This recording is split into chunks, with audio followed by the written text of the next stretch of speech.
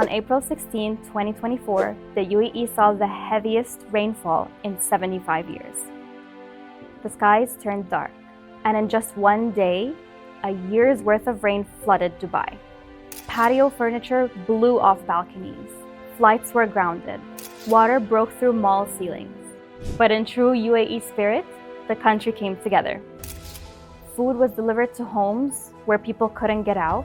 Trucks worked round the clock, suctioning water off major roads. A man pulled a family out of a drowning car, and it took weeks before the signs of the rain finally disappeared.